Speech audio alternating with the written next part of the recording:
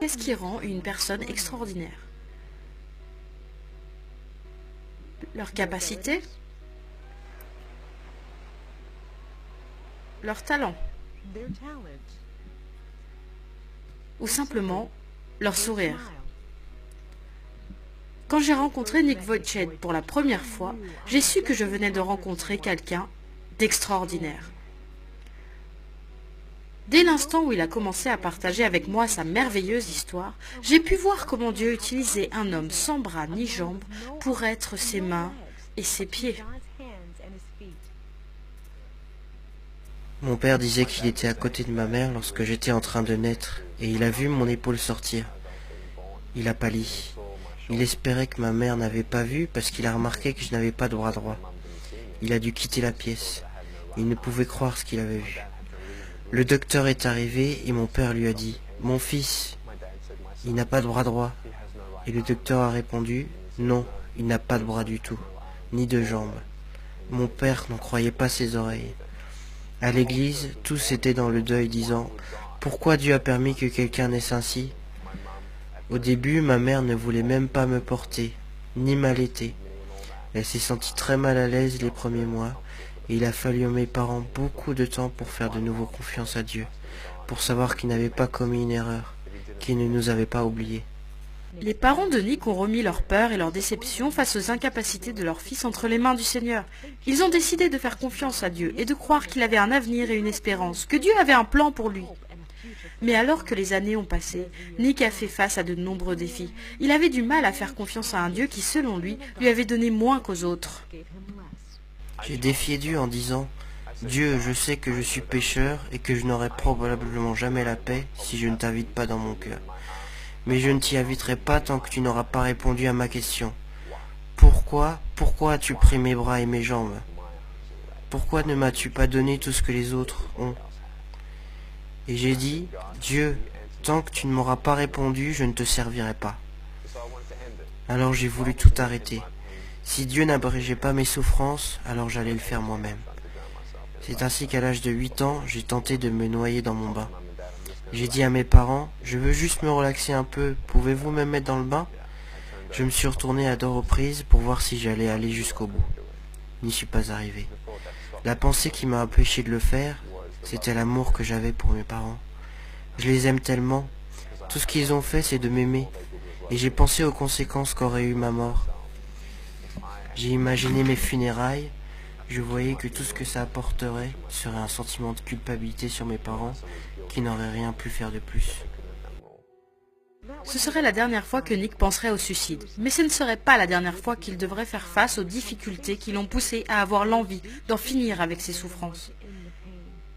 Un jour, la mère de Nick lui a fait lire un article sur un homme très sévèrement handicapé, et l'histoire de cet homme a eu un très grand impact sur la vie de Nick.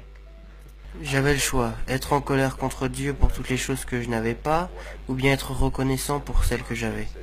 Ma mère m'a dit, Nick, Dieu va t'utiliser, je ne sais pas où ni comment, mais il va le faire. Et ces graines ont commencé à germer dans mon cœur. C'est là que j'ai compris que ça ne servait à rien d'être complet de l'extérieur quand on était brisé de l'intérieur. Et j'ai découvert que Dieu pouvait guérir sans changer les circonstances. J'ai donné ma vie à Jésus en lisant Jean 9 quand j'avais 15 ans. C'est l'histoire d'un homme qui arrive dans un village, il était aveugle de naissance. Jésus l'a vu et les gens disaient « Pourquoi cet homme est-il né ainsi ?» Jésus a répondu « C'est afin que les œuvres de Dieu soient manifestées en lui. » Et dans 2 Timothée 3,16, il est écrit que toute écriture est inspirée de Dieu. Et je crois que c'est Dieu qui m'a insufflé la vie et la foi. Cette foi est venue sur moi, cette paix est venue sur moi, et j'ai senti que Dieu avait répondu à ma question. Quelle était la question et quelle était la réponse? La question était pourquoi? Pourquoi m'as-tu créé ainsi? Et la réponse a été me fais-tu confiance? Voilà la question. Et quand on répond oui à cette question, rien d'autre n'est important. Mais pour vous en particulier, qu'est-ce qui vous a fait dire « Seigneur, je vais faire confiance à ta parole car elle a la vérité. Je vais te faire confiance même si je ne sais pas ce que tu me réserves pour demain. » Parce que je n'ai rien trouvé d'autre. Rien d'autre ne pouvait me donner la paix. Je savais que des jambes et des bras seuls ne pouvaient me donner la paix. Je savais que je connaissais la vérité, qui j'étais, pourquoi j'étais là, où je vais, où je ne vais pas, et je n'ai pas trouvé cette vérité ailleurs qu'en Jésus-Christ. Et c'est en Jésus-Christ que Nick a puisé la force pour faire ce que beaucoup pensaient impossible. C'est dur d'être fort quand des gens vous disent constamment « Tu n'es pas assez bien, va-t'en, on ne veut rien avoir à faire avec toi. Nick, tu n'es personne, Nick, tu ne peux pas faire ceci ou cela, Nick, Nick, Nick. » Dans la vie, si tu ne sais pas la vérité, tu ne peux pas être libre. Parce que tu crois que les mensonges sont la vérité. Mais on réalise qui nous sommes en vérité en lisant la parole de Dieu. Je ne suis pas un homme sans bras ni jambes, je suis un enfant de Dieu. Je suis pardonné mes péchés, je suis ambassadeur du roi des rois, du Seigneur des seigneurs. Je ne suis rien d'autre qu'un serviteur du Dieu très haut. Ça n'a rien à voir avec Nick, ni les capacités de Nick à devenir un conquérant.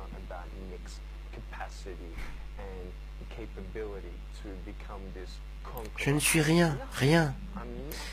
Mais Dieu, en revanche, vit en moi, et maintenant je vis dans sa force. Tout ce que Jésus conquit, je le conquis aussi. Je crois que si Dieu ne vous donne pas un miracle, vous êtes le miracle pour le salut d'autres personnes. Et je remercie Dieu de ne pas avoir répondu à ma prière, quand je le suppliais à l'âge de 8 ans, de me donner des bras et des jambes. Parce que, devinez quoi ? Du fait que je n'ai ni bras ni jambes, Dieu m'utilise partout dans le monde. Et ces 6 ou 7 dernières années, nous avons vu approximativement 200 000 âmes se tourner vers Jésus-Christ pour la première fois. Nick, préférerais-tu avoir des bras et des jambes ici sur Terre? Non, c'est selon la volonté de Dieu. Parce que je préfère ne pas avoir temporairement de bras et de jambes ici sur Terre et pouvoir gagner quelqu'un pour Jésus-Christ et passer l'éternité avec eux. Ces 10 dernières années, Nick a partagé son histoire dans 24 pays et a atteint plus de 3 millions de personnes. Qu'il parle dans un stade bondé de monde ou à une personne en particulier, son cœur derrière le message est le même. Dieu vous aime.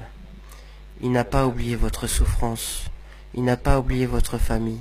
Et peut-être qu'en regardant cette interview, vous avez comparé votre souffrance à la mienne.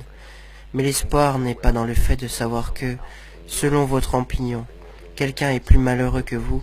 L'espoir n'est pas là, mais l'espoir est dans le nom de Dieu, le nom du Seigneur Jésus-Christ. L'espoir est de comparer votre souffrance à l'amour incommensurable et la grâce infinie de Dieu. Ésaïe 40, 31 dit « Ceux qui s'attendent à l'Éternel renouvelleront leurs forces. Ils s'élèveront avec des ailes comme des aigles. » Je n'avais pas besoin que mes circonstances changent. Je n'avais pas besoin de bras et de jambes. J'ai besoin des ailes du Saint-Esprit et je vole, parce que je sais que Jésus me tient debout. N'abandonnez pas Dieu, car lui ne vous abandonnera jamais.